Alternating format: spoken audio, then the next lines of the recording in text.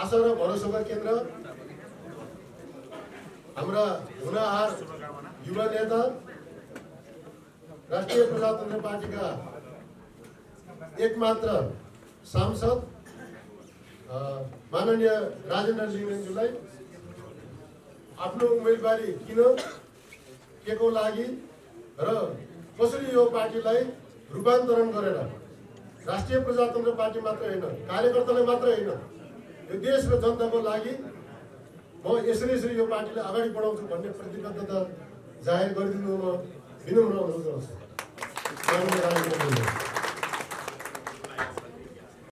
साथीहरूले सल्लाह गरेर खास गरी यो अभियानको औपचारिक रूपले प्रारम्भ गर्नुहुने नेता धवल शमशेर राणाले मलाई प्रस्ताव गर्नु भएको छ। म यसलाई सहर्ष स्वीकार गर्दै आउने 15, 16 र 17 गते जुन महाधिवेशन हुँदैछ त्यसमा राष्ट्रिय प्रजातन्त्र पार्टीको तर्फबाट नेतृत्व परिवर्तन हुनुपर्छ र अब नयाँ नेतृत्वबाटै राष्ट्रिय प्रजातन्त्र पार्टी अगाडि जानुपर्छ भन्ने आम हाम्रा पार्टीका नेता, कार्यकर्ता र शुभेच्छुकहरूको समेत भावनालाई स्वीकार गर्दै आफू उम्मेदवार बन्न तयार रहेको घोषणा गर्दछु।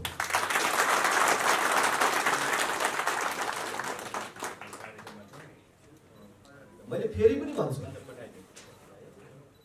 नेतृत्व परिवर्तनको कुरा गर्दाखेरि राष्ट्रिय प्रजातन्त्र पार्टीमा मात्र होइन, बाहिर पनि अघिल्लो पुस्तालाई र नेतृत्वलाई गाली गर्ने चलन छ। तर हामी हाम्रो नेतृत्वलाई गाली गर्दैनौँ। उहाँहरूको विरुद्ध हामीले यो उम्मेदवारी दिएको पनि होइन। फेरि पनि स्पष्ट पार्न चाहन्छु, हामी जस्तो मान्छे उत्पादन गर्ने उहाँहरू कसरी चाहिँ अब काम नलाग्ने भएर, तर समयले परिवर्तन खोजे। राष्ट्रिय प्रजातन्त्र पार्टीको यो 31 वर्षको इतिहास समग्रमा भन्ने हो भने असफलताको इतिहास जस्तो भयो। हामीले राष्ट्रिय प्रजातन्त्र पार्टीको कार्यकर्ताको हिसाबले आफूलाई हेर्ने हो भने यो 31 वर्षमा 51 सालमा राष्ट्रिय प्रजातन्त्र पार्टी थापा र चन्द एकीकृत हुँदाखेरि एक दिन राप्रपाका कार्यकर्ताहरू खुसीले रमाएका थिए। त्योदेखि आजसम्म राष्ट्रिय प्रजातन्त्र पार्टीको कार्यकर्ताले, म राष्ट्रिय प्रजातन्त्र पार्टीको कार्यकर्ता हुँ, देखिस् राष्ट्रिय प्रजातन्त्र पार्टीले गरेको, मेरो पार्टीले गरेको देखिस् भनेर न आफ्नो परिवारका सदस्यको अगाडि, न छरछिमेकीको अगाडि, न आफन्तका अगाडि, न विपक्षीहरूका अगाडि एक दिन पनि खुसीले हाँस्न पाइएन। र राष्ट्रिय प्रजातन्त्र पार्टी निरन्तर रूपमा खिँदै दुब्लाउँदै आउने क्रममा आज राष्ट्रिय पार्टी पनि रह्यो। 3% कटाउने हैसियत पनि राष्ट्रिय प्रजातन्त्र पार्टीको रहेन। राष्ट्रिय प्रजातन्त्र पार्टी खिनु र दुब्लाउनुको योभन्दा अर्को कुनै ठाउँ छैन। यस्तो बेला राष्ट्रिय प्रजातन्त्र पार्टीका आम नेता कार्यकर्ताहरूका अगाडि यो यथास्थितिलाई तोडेर परिवर्तन गरेर नयाँ बाटो समाएर अगाडि जानुको अर्को विकल्प थिएन र छैन। हामीले एउटा सानो आशा राखेको थियौँ, यो पछिल्लो चोटिको पार्टी एकीकरण पछि मैले एकीकरण समारोहमा पनि भनेको थिएँ, हाम्रा अध्यक्षलाई यो तपाईहरुको जीवनको अन्तिम मौका हो भनेर भनेको थिएँ। तर पार्टी एकीकरण भएको यो 2 वर्ष बित्न लाग्दाखेरि उहाँहरू मिलेको र उहाँहरू मिलेर राष्ट्रिय प्रजातन्त्र पार्टीलाई नयाँ दिशा दिने र राष्ट्रिय प्रजातन्त्र पार्टीलाई नयाँ ऊर्जाका साथ अगाडि बढाउने कुनै सङ्केतहरू देखिएन मात्र होइन, राष्ट्रिय प्रजातन्त्र पार्टी 2 वर्षदेखि निष्क्रिय छ। यो महाधिवेशनको सन्दर्भमा राष्ट्रिय प्रजातन्त्र पार्टी कहीँ कतै चर्चामा आएदेखि बाहेक उहाँहरू 3 जनाले एक प्रकारले बन्धक बनाएर राख्नु। ठुल्ठुला राष्ट्रिय मुद्दाहरूमा राष्ट्रिय प्रजातन्त्र पार्टी कता छ मानिसलाई थाहै भयो। राष्ट्रिय प्रजातन्त्र पार्टी भूमिका विहीन भयो। एकातर्फ राष्ट्र संस्था चाहिन्छ, हिन्दू राष्ट्र चाहिन्छ भन्ने राष्ट्रिय प्रजातन्त्र पार्टी आफ्नो जीवनकालकै सबभन्दा कमजोर र भूमिकाविहीन अवस्थामा रहने, अर्कोतर्फ त्यही राष्ट्रिय प्रजातन्त्र पार्टीले बोकेको राष्ट्र संस्था हिन्दू राष्ट्रको पक्षको जनमत इतिहासकै सबभन्दा बलियो रूपमा देखा पर्ने। यो दुविधापूर्ण अवस्था किन आयो अथवा यो अत्यन्तै विपरीत अवस्था किन आयो, यी सबलाई हामीले छलफल गरेर गम्भीरतापूर्वक बहस गरेर हामी के निष्कर्षमा पुग्यौँ भने अब यही प्रकारको व्यवस्थापन, यही प्रकारको नेतृत्वबाट राष्ट्रिय प्रजातन्त्र पार्टी अगाडि बढ्न सक्दैन। मात्र होइन, राष्ट्रिय प्रजातन्त्र पार्टी गोर्खा परिषद प्रजा परिषदको बाटोमा जाने खतरा भयो। यसबाट राष्ट्रिय प्रजातन्त्र पार्टीलाई जोगाउनको लागि हामीले नयाँ कदम नउठाइकन हुन्न भन्ने हामी निष्कर्षमा पुग्यौँ। काङ्ग्रेसलाई असफल हुने सुविधा छ, एमालेलाई असफल हुने सुविधा छ। उनीहरू आज राजनीतिक रूपमा, नैतिक रूपमा असफल पनि भएका छन्। काङ्ग्रेस कम्युनिस्टहरू असफल मात्रै भएका छैनन्, उनीहरू आफू मात्रै असफल छैनन्, उनीहरूले आज मुलुकलाई नै असफलताको बाटोतर्फ लगिरहेका छन्। आज आकारको हिसाबले परम्परागत रूपमा ठुलो दल भएका कारणले काङ्ग्रेस कम्युनिस्टहरू ठुला र बलिया देखिएलान्, तर नैतिक रूपमा, राजनीतिक रूपमा जनताको अगाडि मुख देखाउने अवस्थामा काङ्ग्रेस कम्युनिस्टहरू छैन। तर यस्तो बेला राष्ट्रिय प्रजातन्त्र पार्टी अरू पार्टी जस्तै काङ्ग्रेस पनि त असफल भएको छ, एमाले पनि त असफल भएको छ, अरू पार्टी पनि असफल भएका छन्, अरू पार्टीलाई पनि जनताले कहाँ गतिलो भनेको छ र भन्दै हामीलाई त्यही असफलताको बाटो पछ्याइराख्ने र हामीलाई उनीहरू जस्तै असफल हुने सुविधा छैन। राष्ट्रिय प्रजातन्त्र पार्टी असफल हुँदाखेरि यो देशको एउटा राजनीतिक पार्टी मात्रै असफल हुँदैन, उसले बोकेको मुद्दा समेत असफल हुन्छ। त्यसकारण यसको असफलताले राष्ट्रिय प्रजातन्त्र पार्टीको सदस्यता लिएका मानिसहरूलाई मात्रै धोका हुँदैन।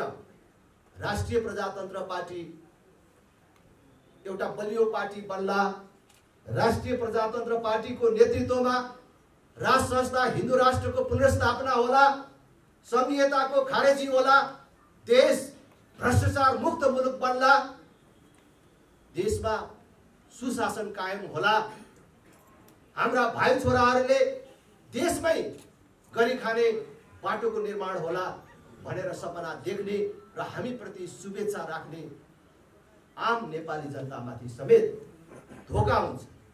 यही निष्कर्ष निकालेर राष्ट्रिय प्रजातन्त्र पार्टीलाई असफल हुन दिनु हुँदैन र राष्ट्रिय प्रजातन्त्र पार्टीलाई असफल हुने छुट र सुविधा छैन भन्ने निष्कर्षका साथ हामीले यो अभियान अगाडि बढाएका छौँ।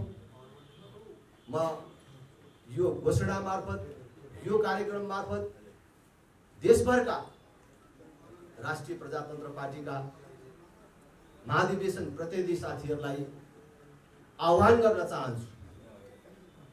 यो राष्ट्रिय प्रजातन्त्र पार्टीका तमाम नेता कार्यकर्ता साथीहरूका लागि अग्नि परीक्षा हो। हामी कुनै नेताको हल्तीको रुमाल हो कि हामी साँच्चै नै राष्ट्रिय प्रजातन्त्र पार्टीको बाटोबाट राष्ट्र संस्था हिन्दू राष्ट्र पुनर्स्थापना चाहन्छौँ। यो हाम्रो अग्नि परीक्षा हो। हामी 31 वर्षदेखि राष्ट्रिय प्रजातन्त्र पार्टीमा रहेको गुटको अन्त्य गर्न चाहन्छौँ। आफ्नो शिरमाथि, आफ्नो थाप्लोमाथि यो पशुपति शमशेरको मान्छे, यो कमल थापाको मान्छे, यो डाक्टर लोहनीको मान्छे भन्ने दाग मेटाउन चाहन्छौँ कि त्यही भारी बोकेर हिँड्न चाहन्छौँ। यो हाम्रो मौका हो, यो अग्नि परीक्षा हो। हामी हाम्रो थाप्लोबाट त्यो दाग मेटाएर हामी राष्ट्रिय प्रजातन्त्र पार्टीको कार्यकर्ता बन्न चाहन्छौँ भने, हामी त्यो दाग मेटाएर राष्ट्रिय प्रजातन्त्र पार्टीको स्वाभिमानी कार्यकर्ता मात्र बन्न चाहन्छौँ भने यो महत्त्वपूर्ण अवसर हो र यो सुवर्ण अवसर हो भन्ने कुरा म साथीहरूलाई निवेदन गर्न चाहन्छु। र अरू सबै देशभरिबाट आउन लाग्नुभएका महाधिवेशन प्रतिनिधि साथीहरूलाई पनि भन्न चाहन्छु कि यो नेतृत्व परिवर्तनको मुद्दाले हाम्रो विजयले नेतृत्व परिवर्तन मात्रै हुँदैन। कोही मानिसहरू पार्टीको अध्यक्षको रूपमा हुनुहुन्थ्यो, अब उहाँको बदला अर्को मान्छे आउने काम मात्रै हुँदैन। यसले फेरि पनि म दोहोऱ्याएर भन्छु, पार्टीमा रहेको परम्परागत गुटको पनि अन्त्य हुन्छ र नेपालको राजनीतिमा राष्ट्रिय प्रजातन्त्र पार्टीले नयाँ सन्देश पनि दिन्छ। देशको ठुलो पार्टी हो भन्ने कांग्रेस कम्युनिस्टहरूमा हुन नसकेको काम हुन्छ। आज पुस्तान्तरणको कुरा केवल राष्ट्रिय प्रजातन्त्र पार्टीमा मात्रै उठेको छैन, त्यो कांग्रेसमा पनि उठिराखेको छ, एमालेमा पनि उठिराखेको छ, माओवादीमा पनि उठिराखेको छ, अन्य राजनैतिक पार्टीहरूमा पनि उठिराखेको छ। पुस्तान्तरणको कुरा उठेको धेरै भयो। नेपालको राजनीतिमा 2046 सालदेखि निरन्तर रूपमा नेतृत्व गर्दै आएको पुस्ता असफल भयो। यही पुस्ताबाट जो मान्छे फेरिएर आए पनि नेपालको राजनीतिमा केही फरक पर्दैन, देश र जनताले केही पनि पाउँदैन भन्ने आवाज उठेको धेरै भयो। तर न कांग्रेस भित्रका कुनै युवा हुँ भन्ने मान्छेले, न एमाले माओवादी भित्रका युवा हुँ भन्ने मान्छेले त्यो आँट गर्यो। विद्रोह गर्ने आँट गरेन मात्र होइन, अब नेतृत्व परिवर्तन हुनुपर्छ भन्ने धक्कु लगाएर एउटा वातावरण बनाएर पद प्राप्ति गर्ने र त्यही फेरि नेताको पिछलगु हुने बाहेक अरू कुनै नयाँ सन्देश दिने खालका कामहरू हुन सकेनन्। तर आज राष्ट्रिय प्रजातन्त्र पार्टीले आँट गरेको छ, हामीले आँट गरेका छौँ। हामीले राष्ट्रिय प्रजातन्त्र पार्टीमा मात्रै नयाँ नेतृत्व स्थापना गर्ने कुरा गरिराखेका छैनौँ। नेपालको राजनीतिमा अब पुस्तान्तरणको नेतृत्व हस्तान्तरणको अभियानको समेत राष्ट्रिय प्रजातन्त्र पार्टीले नेतृत्व गर्नेछ। यो हामी सबैको लागि सुवर्ण हो। राष्ट्रिय प्रजातन्त्र पार्टीले एउटा इतिहासको निर्माण गर्नेछ। हामीले अहिले नेतृत्व परिवर्तनको कुरा मात्र होइन, आगामी दिनमा समेत नेतृत्व हस्तान्तरणको सहज व्यवस्थाका कुराहरू पनि अगाडि सारेका छौँ। आज हाम्रा तीनटा अध्यक्षले अध्यक्ष पद छोड्न नचाहँदा, नयाँ नेतृत्वलाई स्वीकार गर्न नमान्दा हामी जुन हिसाबले जबरजस्त गरिराखेका छौँ, हामीले यो प्रकारको प्रयास गरिराखेका छौँ, त्यही कुरा भोलि धवलजीलाई अथवा अरू कुनै साथीलाई यो पार्टीमा अध्यक्ष हुन मन लाग्दाखेरि अहिले हाम्रा अध्यक्षत्रयले जसरी अडिन प्रयास गरिराख्नु भएको छ र हामीले जसरी उहाँहरूलाई छुटाउन प्रयास गरिराखेका छौँ, त्यो घटना नदोहोरियोस् भन्नको लागि हामीले सहज नेतृत्व हस्तान्तरणको व्यवस्था समेत मिलाएका छौँ। तपाईहरु सबलाई थाहा छ 2046 सालको राजनीतिक परिवर्तनपछि यो 30-31 वर्षको इतिहासमा कुनै एउटा सरकार जसले पूर्ण बहुमत प्राप्त गरे पनि पूर्ण कार्यकाल पूरा गर्न पाएन। 30-31 वर्षमा 26 वटा सरकार बन्यो। विजयमा नढलेको कुनै सरकार भएन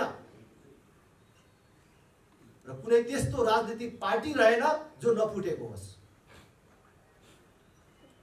सबभन्दा कान्छो पार्टी भनिएको साझा विवेकशील पार्टी समेत विभाजित हो।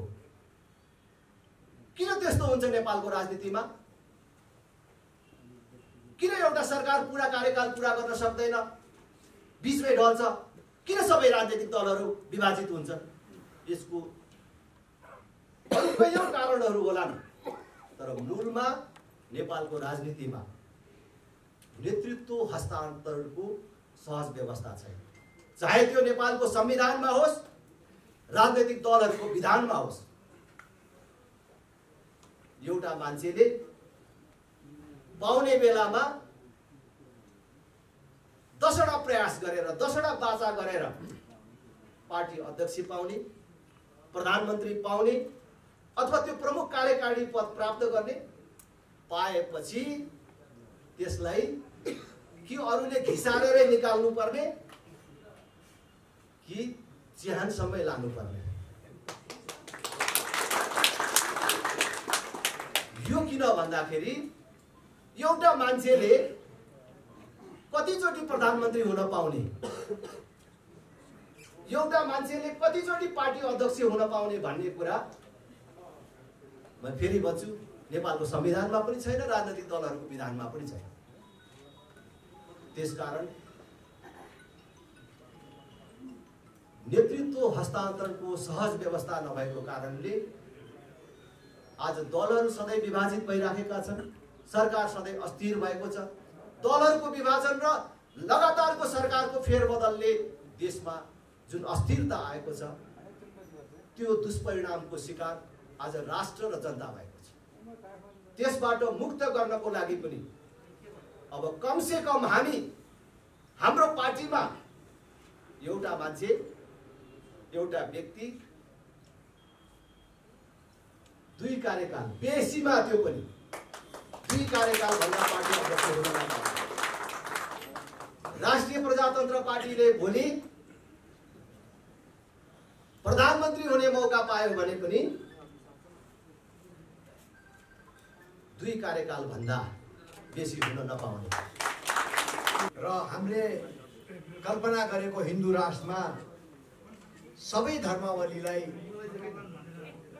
स्पेस र उहाँहरूको पनि धर्म कर्म गर्नको लागि कुनै प्रकारको रोकटोक नगरेर एउटा विश्वको एकमात्र हिन्दू राष्ट्रलाई पुनर्स्थापना गर्ने जुन एजेन्डा हाम्रो पार्टीको छ, अत्यन्तै अघि नै मैले भनिहालेँ, माटो सुहाउँदो र नेपाली जनताको हृदयलाई छुने एजेन्डा हो।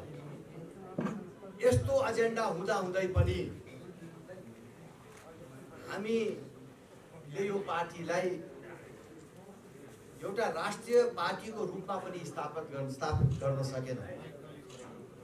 देश चलाउनु पर्ने एजेन्डा छ, तर आज हाम्रो के हाल छ, के दशा छ, यो कार्यकर्ता मित्रहरूलाई प्रश्नै छ। गएको निर्वाचनपछि गम्भीर सोचमा हामी सबै थियौँ। अब यो बुँदाबाट कसरी पार्टीलाई अगाडि लग्ने, जहाँ पार्टी पुगेको छ त्यहाँबाट तल जाने त ठाउँै छैन। हामीले राजनीतिमा, नेपालको राजनीतिमा रक बटम भन्छ, तलभन्दा तल स्थितिमा हामी पुग्यौँ। अब यहाँबाट कि पार्टी सिद्धिने भए कि पार्टीलाई उठाउनु पर्ने जिम्मेवारी हामीहरूले लिएर अगाडि बढ्नु पर्ने।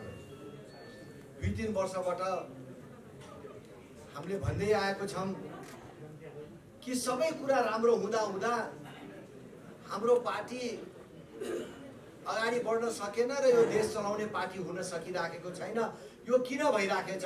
धेरै मन्थन गरेर हामीले के निष्कर्षमा पुग्यौँ भने हामीले नयाँ चेहरा दिनुपर्छ, नेतृत्व परिवर्तन गर्नुपर्छ। चाहेर नचाहेर नेपाली जनताले हाम्रा नेतृत्वलाई नपत्याउने भए अब नेतृत्व परिवर्तन गरेर अगाडि हिम्मत गरेर अगाडि बढ्नुपर्छ। पार्टीको पनि राम्रो भविष्य छ, कार्यकर्ताको राम्रो भविष्य छ र साथै साथ जनताको पनि राम्रो भविष्य यो पार्टीसित छ। हामीले एउटा न्यू बिगिनिङ भन्छ, नयाँ सुरुवात गर्ने प्रयास गरेको छौँ।